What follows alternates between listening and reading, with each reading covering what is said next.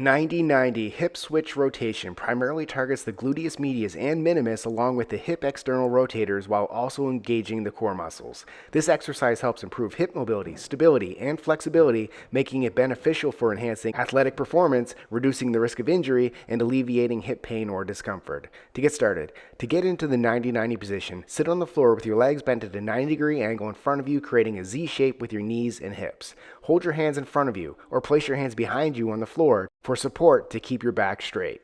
To begin the rotation, slowly externally rotate one hip up and out to the side while actively pressing your other knee into the floor. As you rotate your hips, slowly lift the other hip off the floor while engaging your core muscles to maintain stability throughout the movement. Once you reach the other side, hold the stretch for a brief moment while breathing deeply. Reverse the movement to repeat the rotation to the opposite side. Perform several reps on each side, focusing on smooth and controlled movements. Subscribe to get a new exercise video every day.